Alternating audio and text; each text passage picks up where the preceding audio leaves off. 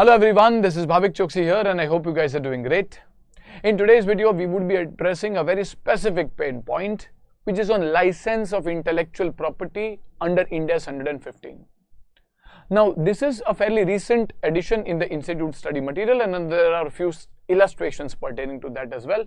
We would also be discussing the illustrations as well as the concept. So, let's get started. Now, when we look at Ind AS 115, there's a 5-step revenue recognition framework which is suggested, and at the end, in the 5th step, we have been told that revenue should be recognized when control is transferred, that is, performance obligations are discharged, which can be done over a period of time or at a point of time. There are specific guidances which are also given for over the period of time and at the point of time recognition. Now, there's a very special case which is involving the licensing of intellectual property, for which separate specific guidance is given under Ind AS 115, and as a result, the general guidance will not really apply over here. We will have to refer to the specific guidance under Ind AS 115. So, what does the specific guidance say? Well, first of all, what is intellectual property and what do you mean by licensing of intellectual property? At the first instant, one would say that intellectual property is something like copyright, brand names, trademarks, feature films, motion films, etc. All of these are covered under Ind AS 38 perfectly. That is on intangible assets. In the books of the buyer who is taking that license, it will be covered under Ind AS 38. However, what about accounting in the books of the person who is giving that license? Remember, I'm licensing out intellectual property and I'm not really selling it. So what do you mean by intellectual property? Let us take an example of a brand. For example, an IPL team like, let us say, Mumbai Indians or CSK. Now, let us say there is the owner of the brand Mumbai Indians, let us say Reliance. Now, does Reliance sell Mumbai Indians brand to anyone? No. However, there might be an apparel manufacturer or a textile manufacturer like Madura Garments, for example, of the Aditya Birla Group, who is manufacturing shirts, t-shirts, etc. Now, they want to manufacture shirts of Mumbai Indians, apparel, merchandise, caps, t-shirts, etc., bags of Mumbai Indians. However, because the name Mumbai Indians is owned by Reliance, you can't just go out and manufacture t-shirts and caps of Mumbai Indians. So, Madura Garments approaches the Reliance Industries and it says, well, you know what, you guys are doing reasonably well, and as a result, we want to manufacture caps, merchandise, apparel, etc. of your players, of your team, and as a result, I want a license of that intellectual property.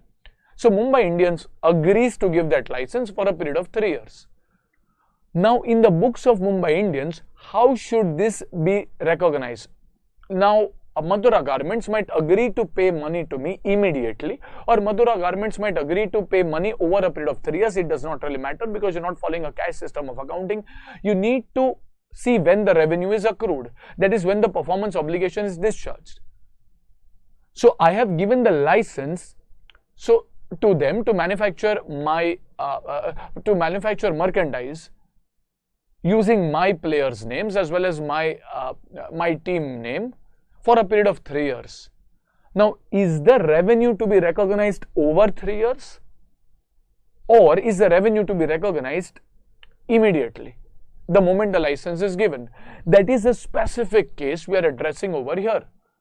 Now, the specific guidance under Ind AS 115 tells you that if you are giving access to intellectual property that has a potential to change, that is, it is dynamic, then the revenue should be recognized over a period of time. Whereas if you're giving or if you're transferring an intellectual property that is static, it is not going to change, then you will recognize revenue immediately, that is at a point of time. Now, it is again difficult to understand using the legal language, so we'll again simplify this with the help of an example. So, if you continue the Mumbai Indians example, now Madura Garment might pay an X amount to get the license to manufacture merchandise for a period of 3 years. However, does the value of that license remain the same? Does the form of the license remain the same? Does the form undergo a change? So for example, if Mumbai Indians does really well, it wins a lot of trophies, or it, let us say, signs up really big players, let us say like MS Dhoni, Virat Kohli, etc. If it signs up really big players, then the value or the form of the apparel manufacturing license that Madura government has increases. So over 3 years, Mumbai Indians will keep on doing a lot of activities. They will try to sign up the best of the players, they'll try to win tournaments, they'll try to do a lot of activities which are not directly performance obligations towards Madura garments. They would be doing it in any case because the intellectual property over here is dynamic. The value of this property might change. And as a result, over here, when we are looking at the license that Madura Garments has for manufacturing apparel, we can say that the form of that license can keep on changing over the period of 3 years, and hence the transfer of control does not happen at a single point of time. The transfer of control can keep on happening over time. And as a result, we will recognize revenue as Mumbai Indians over the 3 years because the value of the license, the form of the license, the functionality that the license provides can keep on changing. And hence it is wrong to believe that the transfer happens at a single point of time. In fact, the transfer can happen over 3 years because it exposes the buyer to changes in the values. Like for example, if Mumbai Indians gets, it's just an hypothetical example. So it gets, let's say, caught in some match fixing scandal, or there is some other problem that the team faces, then the value of the license that I hold as Madura Garments is going to fall down. The form of the license, the functionality of the license is going to be affected. On the other hand, if they do exceptionally well and sign really good players, there will be positive effects. So the customer is going to be exposed to both positive and negative outcomes as the functionality, the form of the license keeps on changing. And remember, Mumbai Indians is under no obligation to win tournaments or sign up an ex-player towards Madura Garments. It is going to do it. It is going to do it in any case. And as a result, in such cases, what Madura Garments gets is the access to an intellectual property that can keep on changing. That intellectual property is not static at a particular point of time, and hence we cannot say that the transfer of control has happened the moment we have signed the papers to give you the right to manufacture apparel for 3 years. It will keep on changing. Like if you go to see, if you follow football, there is a club, Barcelona in Spain, which had Messi for probably close to a decade, and they garnered massive amount of sales by selling jerseys of Lionel Messi. Now Lionel Messi has moved on to some other club, and hence the entity which holds that license to manufacture t-shirts of Barcelona might probably have a change in form. In the sense, the functionality of that license will get affected with Messi moving on, which is irrespective. The club functions is irrespective, but this will give access to an intellectual property which is dynamic. So, but then by that logic, everything is dynamic. Well, not necessarily. I'll give you an example of, let us say, a team like, let us say, Kochi Tuskers, which was earlier there in the IPL, and then for whatever reasons, it is no longer there in the IPL since quite a long time. Now, let us say, in Kerala, maybe, Kochi Tuskers is still very popular. Now, the team is not playing the IPL. There are no players on the roll of the team. However, there is someone who still owns the brand for Kochi Tuskers. Now, let us say my target market is Kerala, and in Kerala, I think people still really admire Kochi Tuskers, and I take a license to manufacture t-shirts, apparel of Kochi Tuskers. Now, Kochi Tuskers is not really a functional team anymore. It is kind of defunct, and as a result, I might have a license to manufacture t-shirts for a period of 3 years. However, what I get now is not access to a dynamic intellectual property that has a potential to keep on changing over 3 years. However, this is getting a right to use intellectual property or license or the brand at a particular point of time. Now, I might use it for 3 years. However, for the seller, I am giving the keys. For example, I am giving the license and I have kind of discharged my performance obligation because I am under no future obligation on that. And hence the transfer has happened at a point of time, which is the day we agree to transfer. And as a result, in such cases, we would recognize revenue at a point of time immediately and not over 3 years. Now, this is a fairly contentious issue and I hope you understand there would be a lot of subjectivity involved.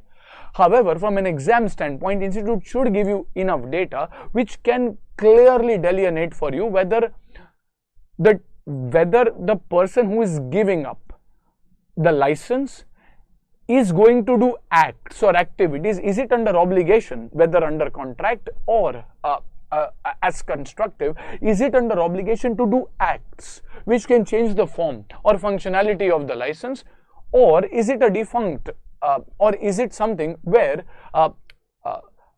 the intellectual property has already been prepared, there is no other change in the form which is going to happen?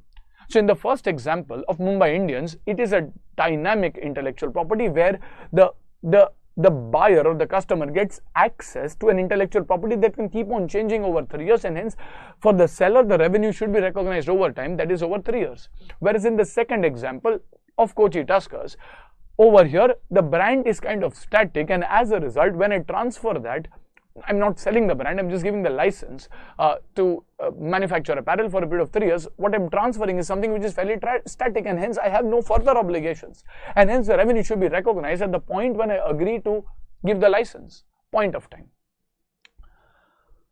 A few other examples can also be considered over here, something like films, something like music records. So let us say there is a fairly hit song which was let's say sung or composed in the 1980s or 1990s.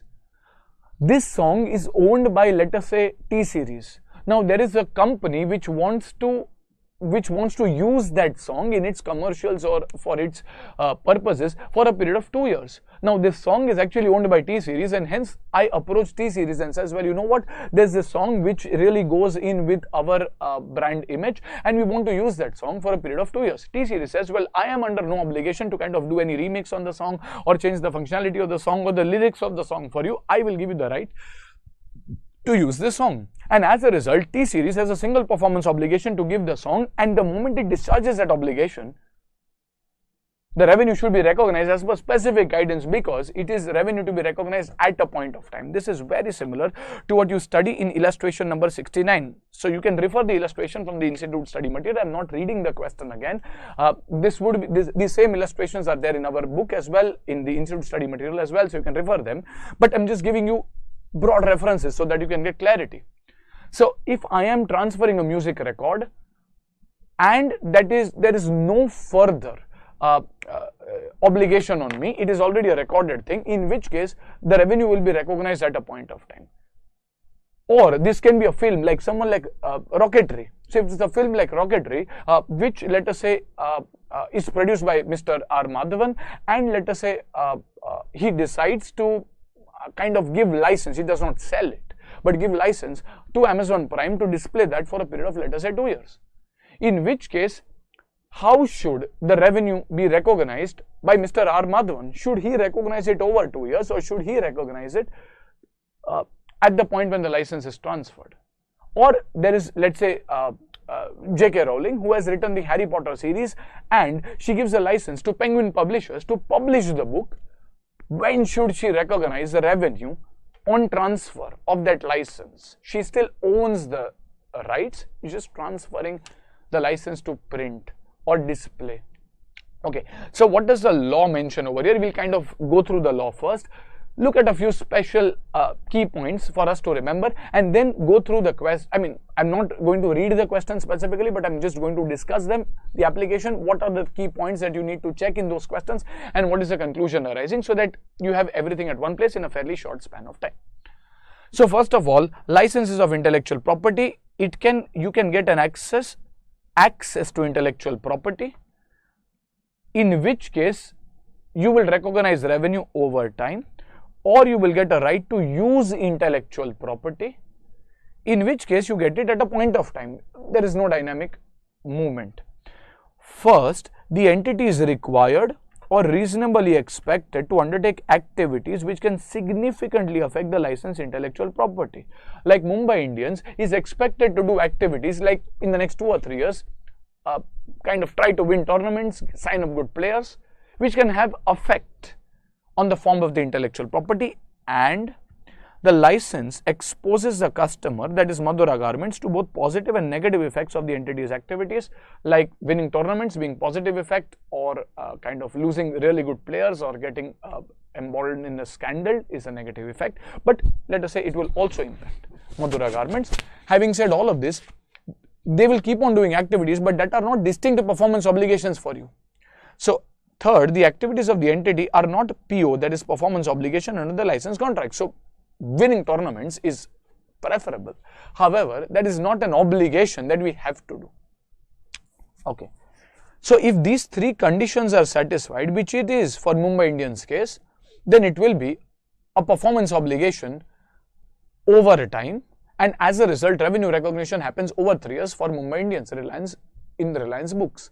On the other hand, if it was Kochi Tuskers, or if it was that example of a music record where the music record has already been recorded around 20 years back, the song is not going to change in terms of any functionality. T-Series is under no obligation to do anything right now over the next 2 years to change the form of the song, or Kochi Tuskers is under no obligation to do anything over the 2 years. There's no question of getting affected by positive or negative effects of the entity, because the entity is going to do nothing. There is no obligation as well, and hence in such cases, if you do not have the right to access IP, then there is a right to use the IP, and if there is a right to use the IP, that is, the entity is not reasonably expected to do any activity to alter the value of the IP, that is a static intellectual property, in which case the revenue recognition, as you see, is happening at a point of time. Now, a few key points to remember would be, a question might say that an entity has made a particular film, and in that film, the film is ready, it has been approved by the censor board and everything, and the film is, you are going to get a license, let's say Rocketry, and there is Amazon Prime to whom they are going to give the rights. In which case, how should you recognize the revenue? Well, one can always say that the revenue over here should be recognized depending on the guidance given. So let us say Mr. Madhavan and the Starcast is expected to do marketing. Now, if they do a lot of marketing and shows and everything, then probably the film will become more popular, but that does not change the form of the intellectual property. So mere marketing activities cannot change the form of intellectual property, and as a result, we cannot treat this to be a dynamic IP. The film has been recorded, it has been copyrighted, the license has been given to Amazon Prime. Now, the producers and the actors might do activities to make the film more popular so that audience hears about it, but that does not change the form of the intellectual property. So mere marketing activities cannot make the IP dynamic. There's no change in the form of the content, and as a result, it is still considered to be recognition of revenue at a point of time. So when Mr. Madhavan, let us say, gives, I guess he is a producer as well, gives, let us say, the access or gives the license to Amazon Prime to display, let us say, his film, then he can recognize revenue at a point of time, assuming there are no other parameters on the contract. I'm just taking an overly simplistic example. So, I mean, there may be special clauses in every contract. I'm just giving a generic example so that it's more easier for you to understand. Okay, so mere marketing, point 1, mere marketing or routine updates does not make the IP dynamic, and expected change in the IP's value due to activities of the licensor makes it dynamic. You should be able to change the form of the intellectual property. Now, updates or upgrades are a very tricky area, because one can always say that an upgrade or an update can change the functionality of a particular software. So let us say you have taken a software for which you are going to receive updates or upgrades, and that can change the functionality, and hence one can always say that this is something where the revenue should recognize over a period of time. Now, there are two things. First, updates or upgrades are not certain. So it is not necessary that you will get any upgrade or update, like a tally license is given, and it is not necessary that there has to be an update/upgrade over your period. But if there is, let's say, some change in law like GST rates or GST requirements change, then tally might give you an update or upgrade. So does that change the functionality of the software? To some extent, yes. So should this be an over the period of time recognition? One can argue yes, but the problem is the software and the update are two distinct performance obligations. So if you would have done sums earlier about performance obligations, you would have seen that providing the software and providing the update/upgrade are two distinct performance obligations typically. And hence, once I'm recognizing the revenue for the software, that is distinct from recognizing any revenue which is attributable to the update or upgrade. And as a result, there's a specific question. Again, there can be different solutions depending on the facts of each case, but depending on the question that the institute has given. And let us say the software can very well function even without the update/upgrade. We believe that there are two separate performance obligations. And when we are trying to recognize the revenue for the software over here, when Tally gives you the license to use, let us say, the Tally software, the performance obligation is discharged at a point of time unless we believe that it's a dynamic IP. Okay, over here, there are going to be no acts due to which the form or content will change. Sir, there can be upgrade. Well, if upgrade is not a distinct performance obligation, yes, then you can recognize it over the period of time. But if update/upgrade is a distinct performance obligation, then the revenue recognition for update would be separately done. The revenue recognition for the software will be separately done. Okay, so mere advertising or routine updates, they don't make the IP dynamic. Second, we need to essentially check whether an entity has an obligation to do activities that change the form of the IP. Like Mumbai Indians would be doing something, or let us say there is Chota Bheem. I'm just trying to keep it a little more simpler. Which is a running show of a company called as Pogo. And now, if it's a running show, and over the 3 years, I have given, let us say, a license to, let's say, someone like Hamleys, who can sell Chota Bheem merchandise. Now, as Chota Bheem becomes more popular or certain of their characters evolve and develop, then Hamleys stands to gain. Or if that series becomes very not so popular, some other series comes in, then Hamleys is again exposed. So this is IP which can keep on continuously changing, and hence it is dynamic. Revenue should be recognized by Chota Bheem or Pogo over a period of time. Acha. But if it's a very old cartoon series, maybe something like DuckTales or something of Aladdin or something which is fairly old, and there is no change which is expected to happen now, we can say it is static. So it can change case to case. Okay.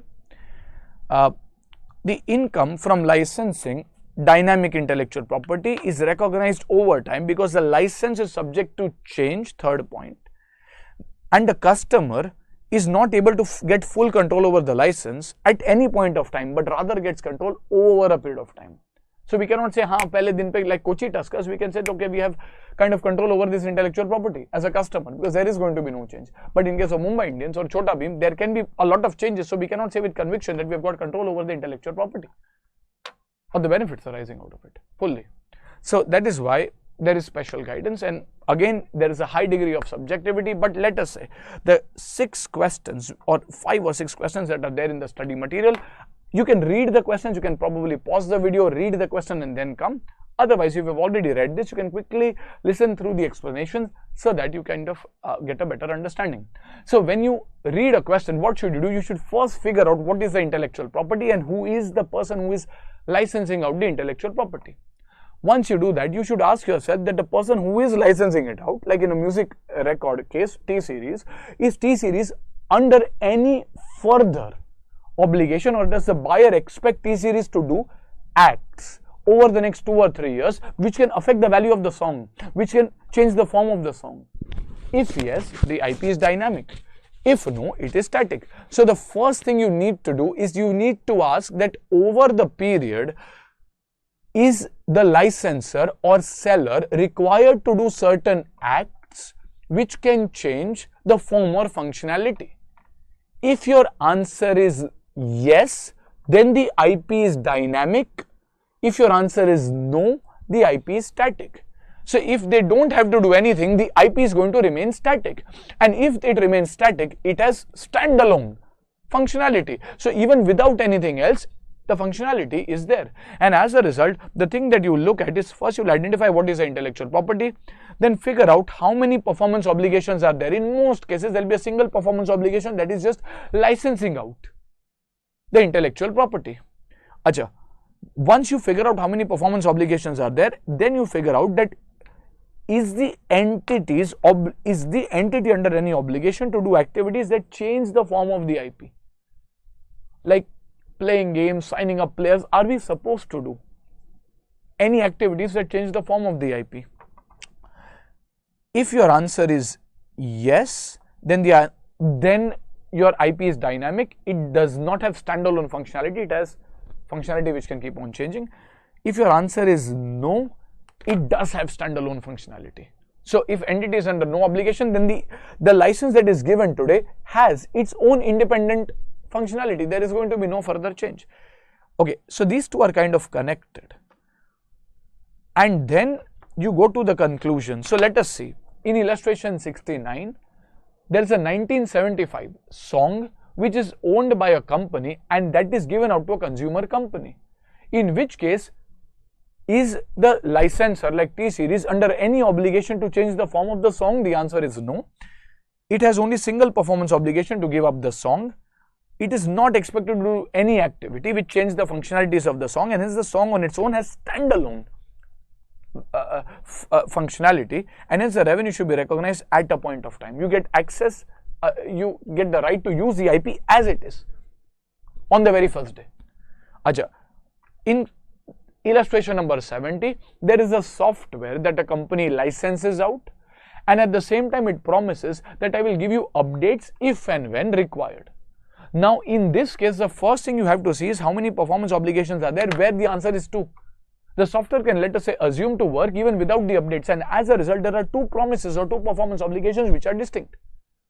So over here, if I look at the software alone, I forget the update because it is a separate performance obligation. Revenue recognition happens separately. Then the software, for the software alone, the entity has no further obligations. Yes, for the update it has, but that's a separate performance obligation. So that's a distinct performance obligation. So software on its own has standalone functionality, and hence the revenue should be recognized on the licensing of software at the point of time.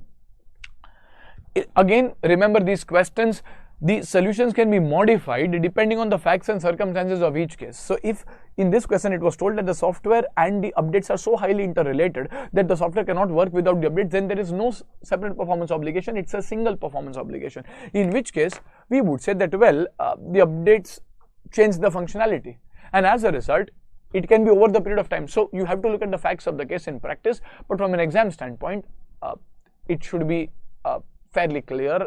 Hopefully institute should draft questions which are fairly clear. Third is a film, and let's say there's a film like rocketry and there's a company like Amazon Prime to which there is a single performance obligation that we are going to give you the license so that you can showcase our film. Now the actors and producers can do marketing of the film, but they are not changing the form of the film, the content of the film, and as a result the entity is under no further obligation to do anything on the film. Content is static, and hence marketing does not change the form of IP. The film has standalone functionality. You should recognize it at a point of time, the revenue on the license income. 72 has 2 subparts. In subpoint 1, so these are that merchandising. There is a brand, and this is a brand of a team which is very much functional. And apparel manufacturer gets a right to manufacture apparel, caps, bags, shirts using the team's name, logo, everything. Now, since the team is very much functional, the IP is dynamic because the team can do X, or the entity expects, the customer expects the entity to do certain acts which can change the functionality, the form of the intellectual property, and as a result there is a single performance obligation. However, there is the entity's obligation to do certain acts which can change the form of the IP. So the IP does not have standalone functionality.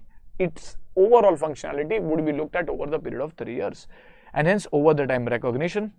The next is the same case but about a defunct brand of a team which is no longer playing, held by a brand collector, in which case there's again a single promise, but since the team is not operational, there is no obligation, and as a result there is, I mean, the brand on its own has significant standalone functionality and you don't have to look at anything to be done in the future, and hence revenue is recognized the moment the license is given.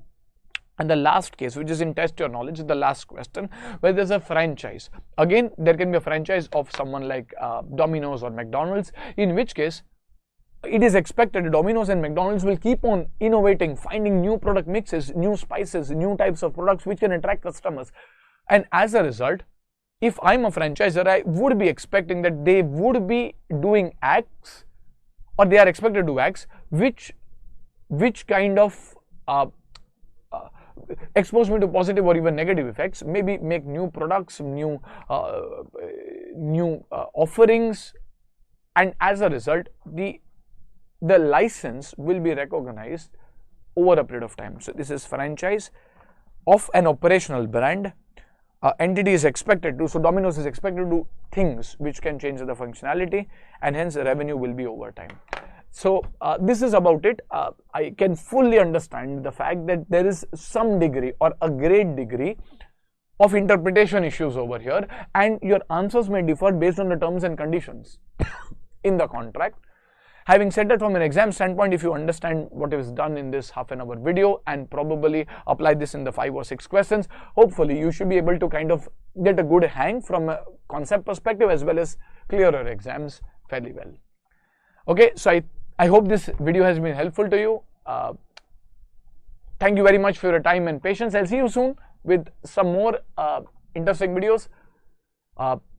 Please do like, share and subscribe, and comment if you want a specific topic to be covered, and I'll try to do that if possible. Okay, thank you very much. Good luck. Goodbye. Take care.